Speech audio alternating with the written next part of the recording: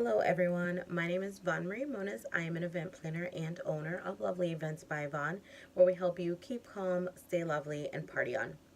So today we are talking about honeymooning at Disney, and I know that might sound strange for some because for the longest time, Disney was, it went along with kids. And the trend that we're seeing a lot now is adults and couples, especially after getting married, they're heading over to Disney for their honeymoon. So there's so much to do there. My first experience at Disney was when I was 15 or 16 years old. And I went with my family and we just had a blast. My parents, my siblings, we all got on the rides. And I mean, I was surprised by some of the rides that my parents got on. So it can definitely be enjoyed with any age. And fun fact, when I was in college, I signed up for the Disney College Program, which allows college students to work at Disney. And I mean, I just had a blast. I worked probably over 40 hours a week, but even on our downtime, my roommates and I and all of our friends, we would still head over to one of the theme parks because it was just that much fun. So, if I've convinced you um, on possibly taking going on your honeymoon or even just taking a couple's vacation to Disney World, then here are some tips that will help you. So, first one that you have to do is decide on a date. So, I would say try to visit during your off peak seasons, which is like late spring to mid fall. There's going to be less crowds, the weather is going to be a lot nicer. And one thing that you have to remember is it doesn't mean if you're going on your honeymoon to Disney, you don't need to go right after your wedding date. You can always get married in like July and then take your honeymoon, or go on your honeymoon in February, so you can do anything there. So February was a good time to go. The weather was perfect. It was a little chilly, but I mean, compared to New England weather, it was like summer to us. So it was really really nice.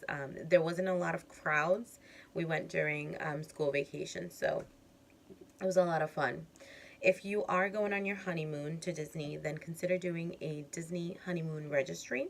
So pretty much instead of receiving gifts, appliances and things like that, then your guests will have the opportunity to purchase an experience or an excursion for you. And that would save a lot of money, and you get to experience things that maybe you wouldn't have, chosen on your own. So it's definitely a great idea. And going along with the splurging thing, definitely try to splurge a little. And if there was something on the registry that nobody bought for you, then try to purchase it for yourself and just live a little, go on an adventure or something like that. Enjoy every moment of it.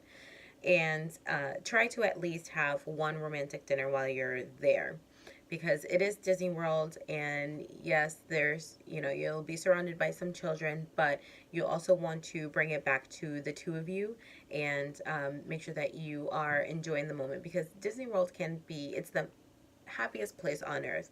So you can definitely make it romantic. So definitely try to do at least one romantic dinner while you're there. And I would also stay for at least 7 days, 5 to 7 days, and make sure that you enjoy everything that they have to offer. So look into that. Try to purchase a lot ahead of time. So your meal plans, try to do that so you're not worried about purchasing any of that while you're there. Try to purchase the excursions, anything that wasn't purchased for you or gifted to you on your registry. Try to get those ahead of time. But make sure that I mean, I'll get into more of it in a little bit because there are some things that you have to take into consideration. So you do have to plan, but give yourself some leeway. Next one is let everyone know. So let everyone know that you're on your honeymoon while you're at Disney. So go over to guest relations and get your celebration pin or your button.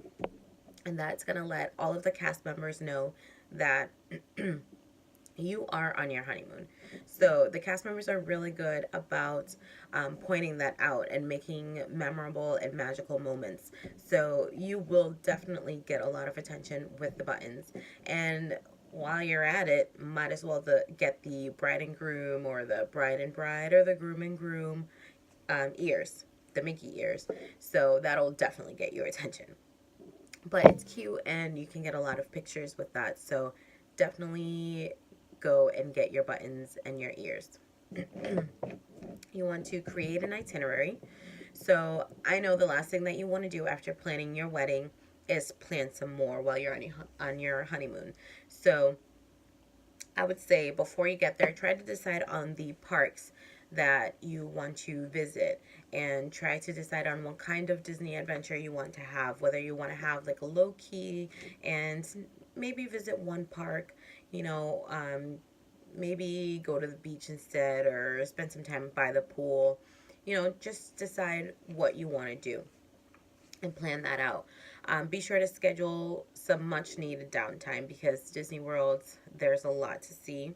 And sometimes it could feel like you need a vacation from your vacation. So definitely schedule some downtime.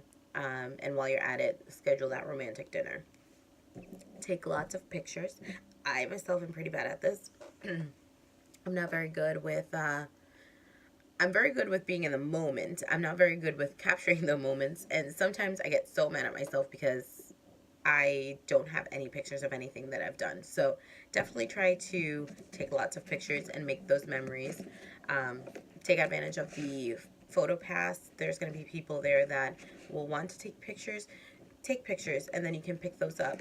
I'm not exactly sure. I want to say it's guest relations maybe, or one of the gift shops. But do your research on that.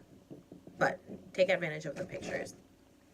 You want to take your time, make sure that you have a plan, but also, like I said, be flexible and give yourself some leeway, because if you have an itinerary of the things that you want to see, you might want to stay on track. But if you see that there's a concert going on, or a show that maybe you didn't catch earlier, and all of a sudden you decide that you do want to see that show, then it's okay. Just go to the show and watch it. Just make sure that you are enjoying the moment. Make sure that you create traditions and have fun with your new husband or wife, because this is the time before things get real. When you get back home, this is the time that you have to enjoy yourself. And after planning a wedding and all of the stress that comes along with the wedding, you deserve some time off. Your partner deserves some time off, and just enjoy each other. So, like I said, enjoy every single minute at the happiest place on earth. What more can you ask for? So I'm sure there's tons of you out there that have done this before. I have a couple of friends myself that have been on the Disney cruise or a Disney honeymoon. Definitely let me know in the comment section below if you have any suggestions of your own. And yeah, thanks guys. Thanks for tuning in. I will catch you tomorrow.